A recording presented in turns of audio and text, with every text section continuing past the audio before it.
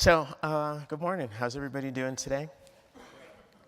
You guys should see yourselves from here. You're a good-looking crowd. So, as Tracy said, my name's Clay Rivers, and I'm going to tell you three things that I know about how to not only face, but embrace challenges. And what do I know about challenges? Please. As a 48-inch tall, black, Christian, gay male, I know a lot. And in my book, Walking Tall, I tell about my funny, heartwarming, thought-provoking, and death-defying journey to self-acceptance. And these three things that I know are universal, and they can be applied to your own life. One thing to keep in mind is that these principles are fluid, and you can apply them in any order, any time, but you have to use all three. So let's start with a basic premise. If you're living, you're gonna face challenges. But life isn't about the challenges that you face. It's all about how you respond to them. Because your response to those challenges has the biggest input, not only on your circumstances, but also on how others respond to you as well. So, the first thing I know about walking tall, it's a good thing to do what I call go with the flow. For me, the most profound opportunities for personal growth have never shown up on my doorstep with a big red bow and tagged the best thing that could ever happen to Clay. The circumstances that have allowed me to better my quality of life tend to show up at the most inconvenient times. And they're typically in one of 5 areas. There's cognitive challenges, things that I believe about myself. There's emotional challenges. It could be anxiety or depression or feeling like the bottom has fallen out of your life. There's physical challenges, say an illness or disability or maybe your height. There's external challenges as well, like losing a loved one or losing a job or going through some sort of natural disaster. And the fifth and final one are societal challenges. And those are discriminations, prejudices. So typically, my response in the past to those challenges was to either fight it or run away from it or deny that there was anything going on at all. Eventually, I noticed a pattern. Every time I fought, or I flew, or I denied what was going on, the results were always the same. I ended up being exhausted, and the circumstances were pretty much the same. Then it occurred to me one day that, if I opened myself up to the possibility that something better could come from the situation, or that there was something for me to learn, the results always exceeded my wildest expectations. And this is where trust comes in. Some people call it faith, but since we're at the Gratitude and Trust Summit, I'm going to call it trust. Trust, according to Merriam-Webster, is having confidence in someone or something. And note that when you use trust as a verb, it's not a thing.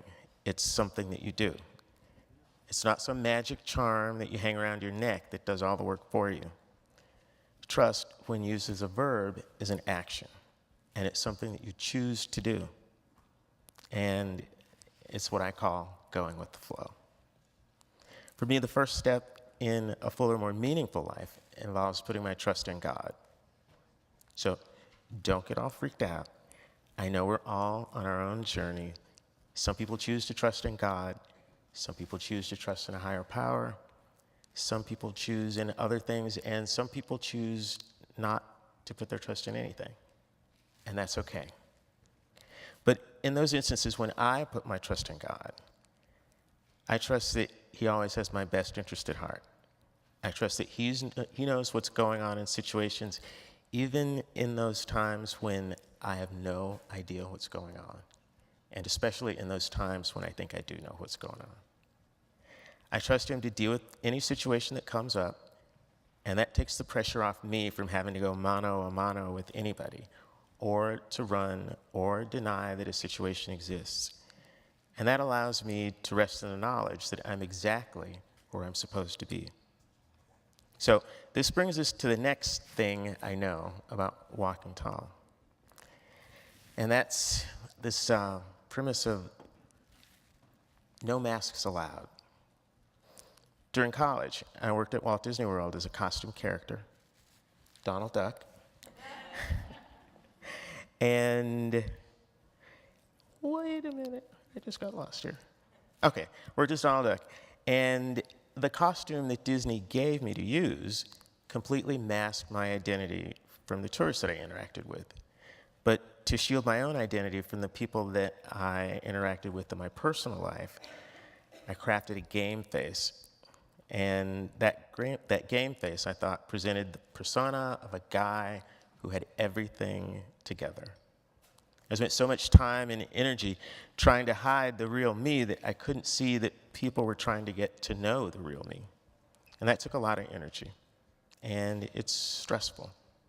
I was always worried about, what if they find out who I really am? What if they don't like the real me? Eventually, I got to the point that I trusted a few people and gradually let them in to see the real me. And you know what? They liked the real me better than the me that I was trying to fashion for them to like. And the same holds true for everyone. People can always spot a fake. Well, let me tell you something. The only time it's a good idea to pretend to be someone else is when they're paying you to do it. So, let's say you're going with the flow and you're running around with no mask on. So what do you do next? You transition to this thing that I call, well, not a thing, it's another tenet. It's basically, to thine own self be you. And if that phrase sounds familiar, it should. A lot of people have said be yourself for a really long time. And you know why? It's true. Everybody close your eyes. You guys too, at home. Now think of someone that you know that you really enjoy being with. It can be a family member, a friend, anybody. You got that person in your mind? Now, imagine yourself interacting with that person. And how are you feeling with that person? In addition to hopefully feeling warm and fuzzy, you probably feel accepted, understood, and not judged. You can open your eyes now. Do you know why you feel that way with that person? It's because they accept themselves, warts and all. And we're around people who are comfortable in their own skin. It gives us permission to be ourselves as well. So what do you do with the prickly parts about yourself? Well, you own up to the fact that they're a part of you. If it's a circumstance that you have no control over, then you change your outlook on the situation. Case in point, I'm 48 inches tall. I can't take a pill or have a surgical procedure to change that to some noticeable degree. So what do? I can either view my dwarfism as something that will limit my ability to live life and sit in a corner and cry about it, or I can recognize it, I can own it, and use it to my advantage. Now, while a career in the NBA and the NFL are not options for me, there's so many other things that suit me perfectly. So, what do you do when there's something that other people have an issue with?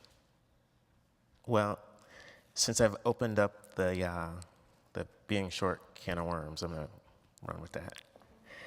What do I do in terms of how other people see me? It's the same thing, sort of. See, I know that 1 out of every 100,000 people is a little person. And when people see anything or anyone out of the ordinary, they're going to look, even stare.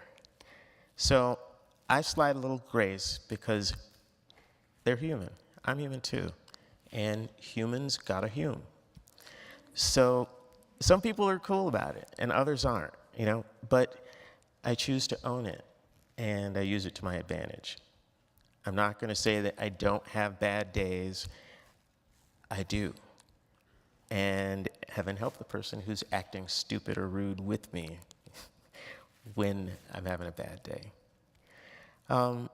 So hopefully you guys see how these 3 things I know can help you deal with challenges. Thanks.